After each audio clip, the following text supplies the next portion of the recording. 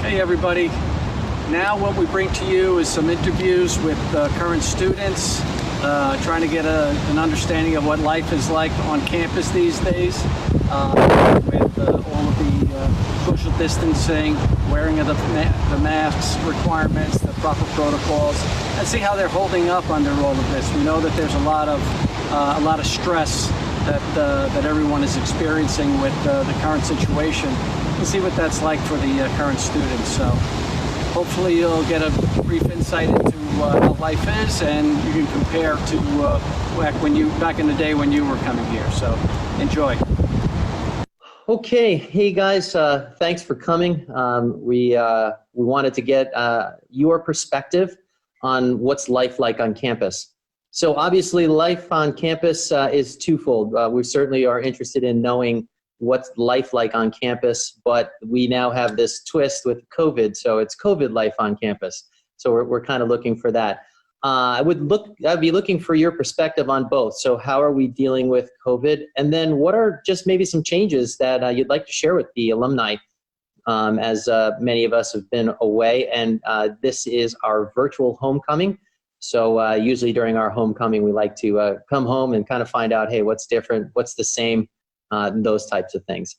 So I'll start out with just for everyone's information. My name is Kevin Danko, class of 1995. I was an electrical engineer and in the engine program, shipboard program. And I am now on the alumni board of directors for the Maritime Alumni Association. So also part of the PR committee, so the chairman of the PR committee, and one of the things that we are trying to do is increase our connection with fellow alum and then also future alum like we have right here. So with that, let me turn it over to you, Jesus, for an introduction.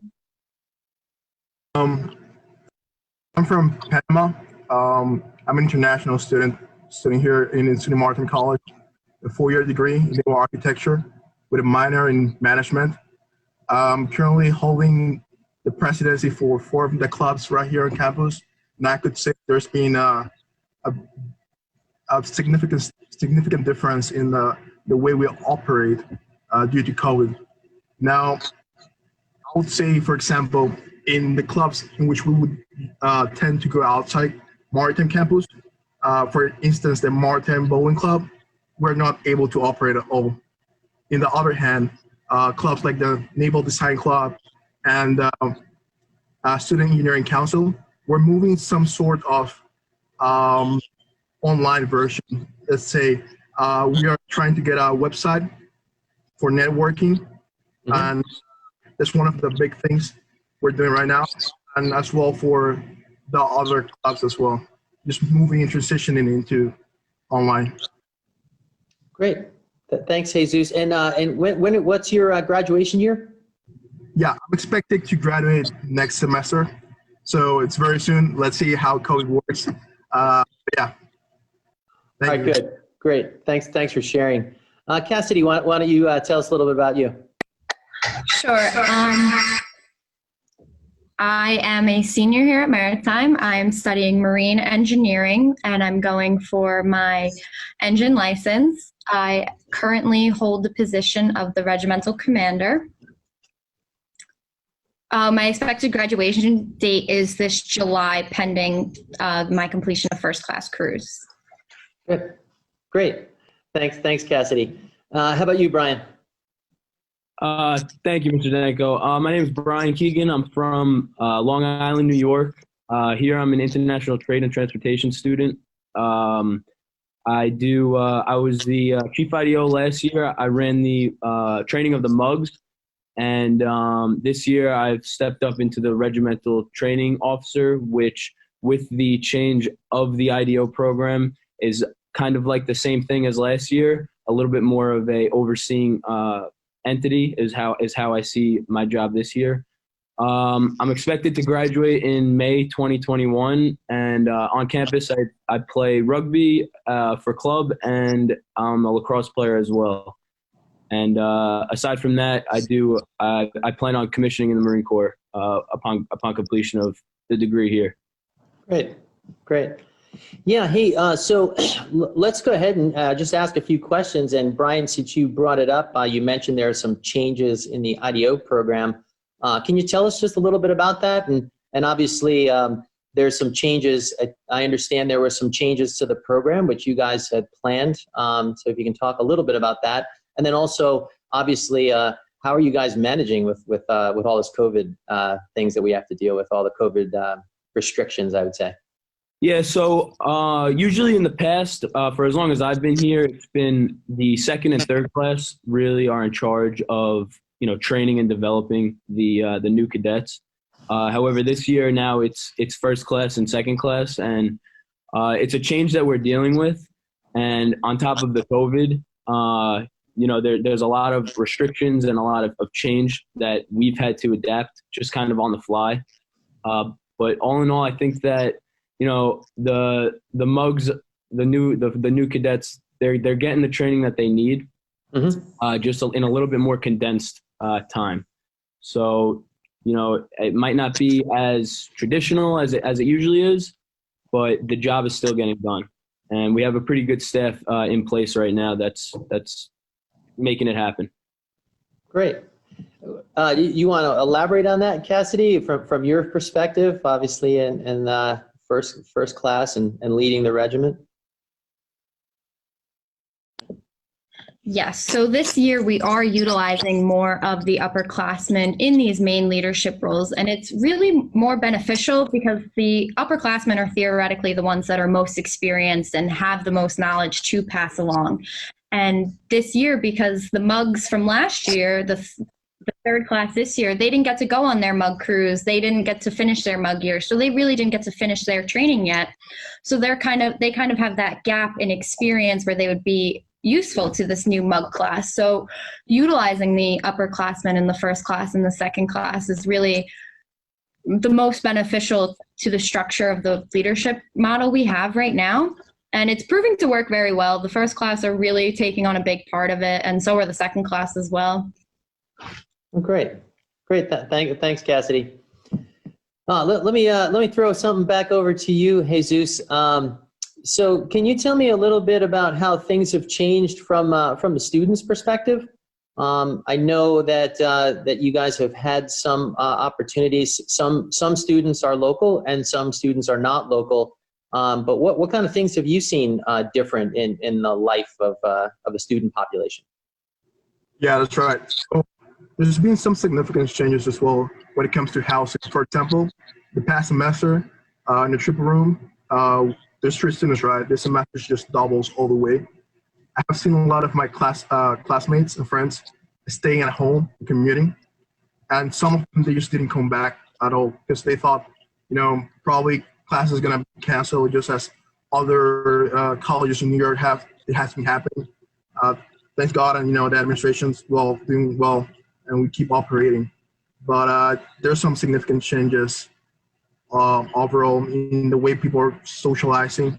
We don't just group as we used to do, and that's just a huge impact on our social life on campus. Yeah.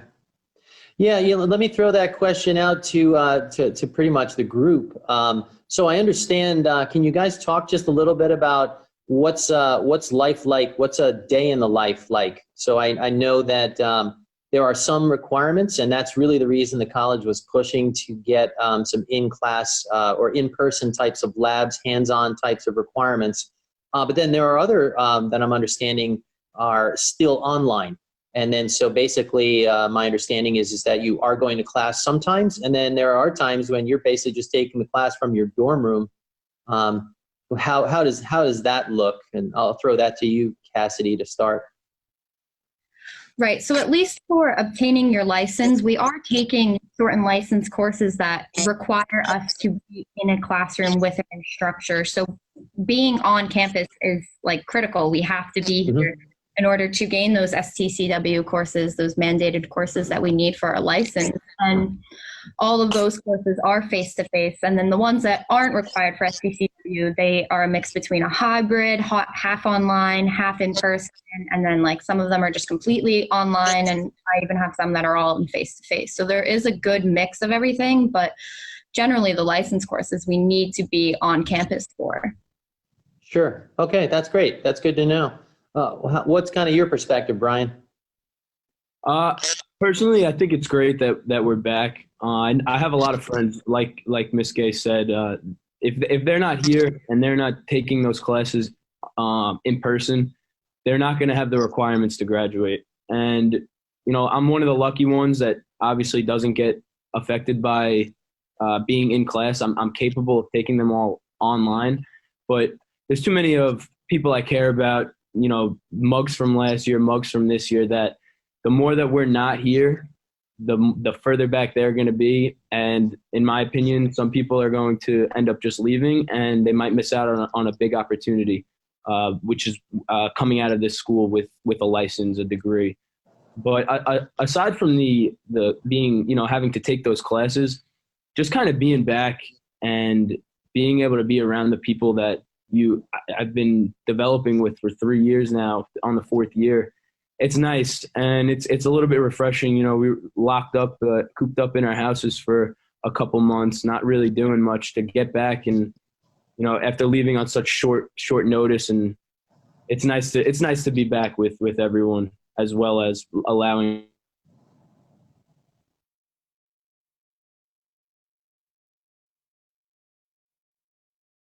Oh, yeah, good. Oh, you froze just a little bit there, but I think you were saying that it was just nice to be back, and the camaraderie certainly sounds like I would sum it up for you. Yes, sir. That's it. That's great. Yeah, I think that's really the biggest thing, and I can speak a little bit from the alumni's perspective. We've done some networking events in the past, which we wound up having to table a lot of different things. So tabling all these things just really, I think everybody's itching to get out and see people and get back. And this is you know, one of those times. It's kind of a bittersweet, where we all like coming back for homecoming, getting to see everybody's, see, you know, again, how things have changed, how things haven't changed.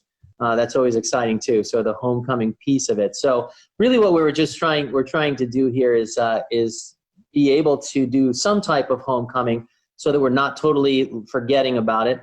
I know this is not the preferred format for everybody, but I think I'm pretty confident it'll be appreciated by our audience and the fellow alumni. And I really appreciate, again, just on behalf of everybody, thank you all for taking your time to talk to us. I'm interested to know a little bit about the ship too. So I understand that the ship hasn't gone anywhere, but somehow you did do a cruise, right? A cruise pierside. So Cassidy, why don't you tell me a little bit about that? I understand that you had a position in the engine leadership. Yes. So we had pierside maintenance and watch. It was 30 days, and it was from July to August. I held the position of chief cadet engineer. And during these 30 days, we kind of simulated crews. We did watch standing, we did classes, we had maintenance days. So it was like a simulated cruise, although it was pierside, but we were able to get that training that we do need, and we were able to get that sea time that keeps us all on track, which, because 30 days is a big chunk of time, so that really kept us all like really moving forward with it. That's great. Yeah, and especially being an engineer, I was an engineer, being, you know, pierside or out at sea, you can't tell the difference anyway, right? So. Well, kind of, because when you're pierside, you get to be able to work on equipment that you normally won't be able to go to work on and see when you're underway. So there is some aspects to it that were really beneficial to it. Oh, that's a great perspective. Good. That's good. So are you guys, so I understand too, though, that are you rolling additional watches in? To get more sea time where we wouldn't necessarily be doing those additional watches on the ship? Are you doing some additional things like that as well? Right. So we are working on adding more positions to the watch bill, like daily and on weekends, so we can accrue more time through watch. The main thing that we have been utilizing to incorporate more sea time, like availability, is through shipworks and shipboard training. So years in the past, on Fridays and Saturdays, we would hold shipworks, which would be an 8-hour day, and you would do maintenance on the ship and general upkeeping and whatever needed to be done. But now this is also offered every day during the week, and you can go in on a schedule that works for you during, like, in between classes or a day you have off. You can go down to the ship and accumulate your own time, where years in the past you can do that, but it wasn't as, like, encouraged. Mm-hmm. So they're definitely making a lot of accommodations for us to get this time now. Oh, that's great. That's great news. So Jesus, so tell me again, you started talking about this in your intro here, but you guys are trying to get creative, clubbing online, I guess, right? So to speak.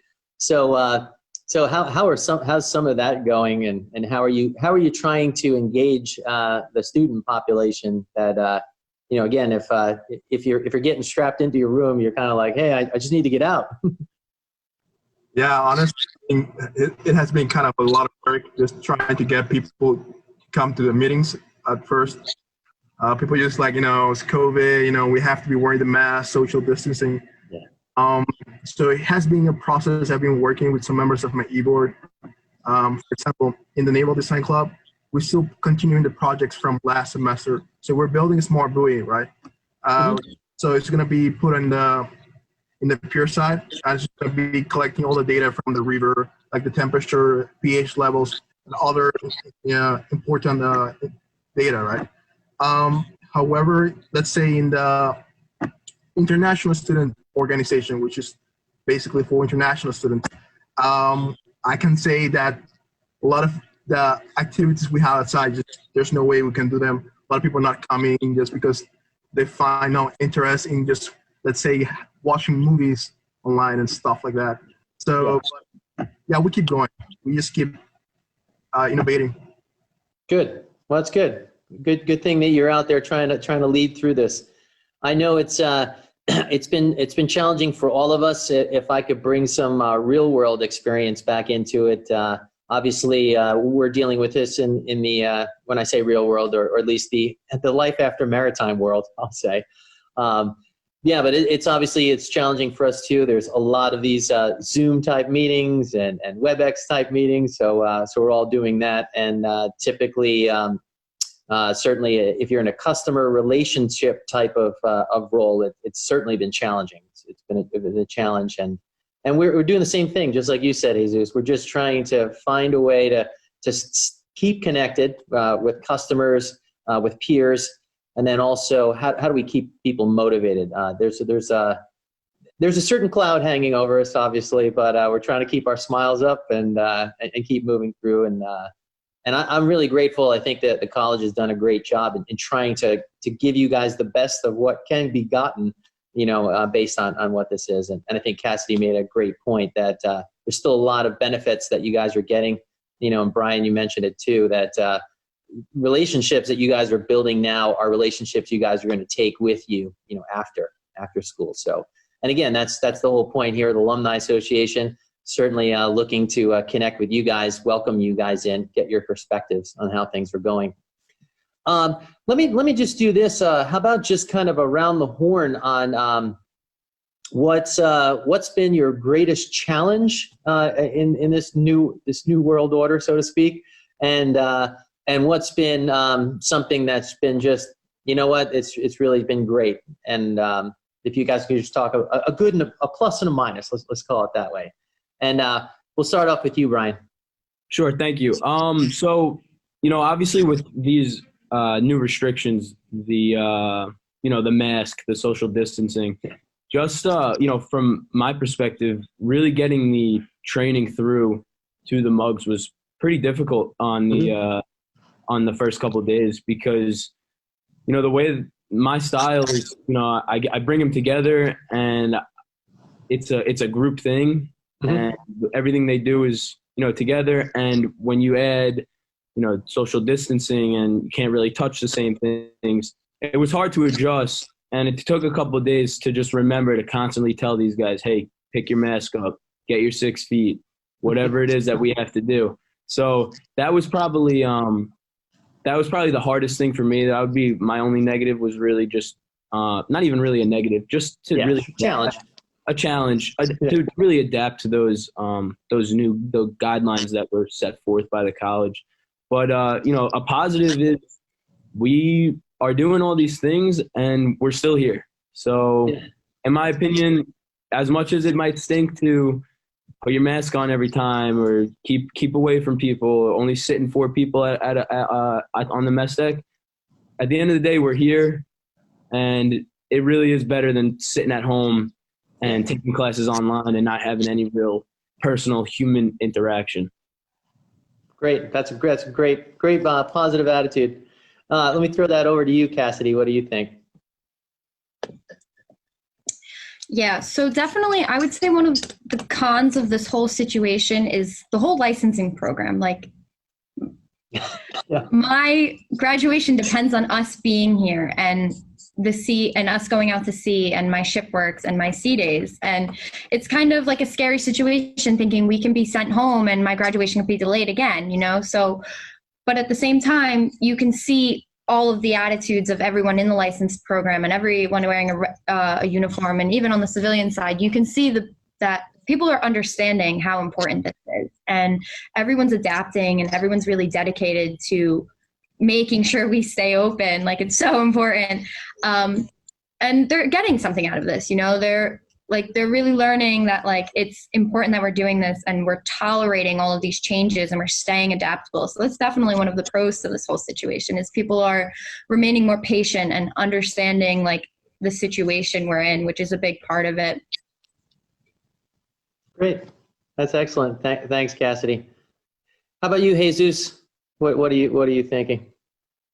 Well, I would say the best thing about all this is that there's no travel and distance. I don't have to walk all the way to the fort to go in. Let's say I don't have to stuck myself 4 hours in traffic crossing Manhattan just to go somewhere else. Now, in the other hand, it's just the same thing with, let's say, basically everyone in campus, due to how unpredictable this all is. We don't know if one day we're going to be here on campus, next day we're gone. Now, for example, last semester during summer, I had to take my internship, right? So it has now been delayed. I just don't know when it's going to be the time we just get to graduate for sure. Okay. Yeah, it's funny.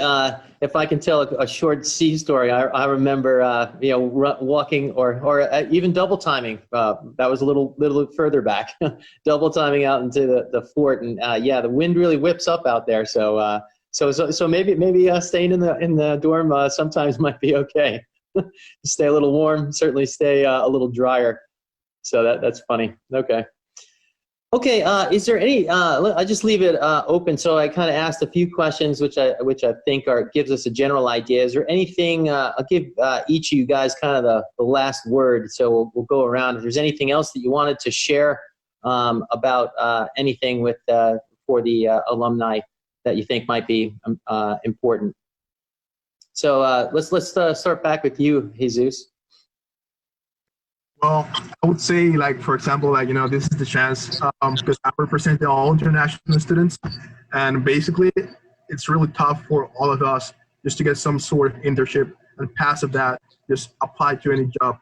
Due to the current situation, we all understand, the people from the same country comes first. So, but it's just overall tough for international students once we graduate to apply to a job or any sort of internship at all. Yeah, that's good. Yeah, thanks for sharing that. Cassidy, any saved rounds? I would just say that everyone here is definitely rising to all of the challenges that we have been presented with over these past couple months, and it's nice to see how adaptable everyone has been. Great, thanks. How about you, Brian? Take us home. Yeah, so I remember reading one of the topics might have been talking about jobs, and I just kind of wanted to, I'm not there yet, but really just extend the thanks to you guys in the Alumni Association, because I know that even in the midst of all this chaos that's been going on, I still have friends that have graduated last year, 2 years ago, that are still getting hooked up with some jobs to get them on their feet. And the other thing would just really be to just we need the support, and every support is all great. It's all good. And I know that there's a lot of, word on the mug path spreads, and some things might not always seem so positive, and it might seem like things are going to shambles here, but I truly do think that we're headed in the right direction. And I just really wanted to say thank you, and kind of, I've always wanted to say it to somebody. Luckily, I've been privileged enough to be able to be in front of you here. So just extend that thanks to you and your alumni for always looking out for the Fort Schuyler grads. Excellent. Well said. It's a great thing. I know I'm speaking for myself, but I'm speaking for many. We come back here and look for people because we know what it takes to go through here. There's a lot to it, and I think we can sum it up with you guys know how to get things done, and that's as a manager myself now.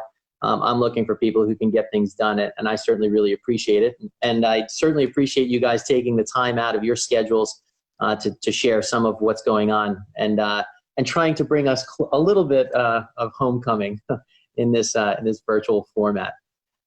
All right, guys. Well, thank you so much. I really appreciate it. I won't hog up any more of your schedule. And thanks so much for coming. And I'll end our call here. Thanks. Thank you for having us. Thank you.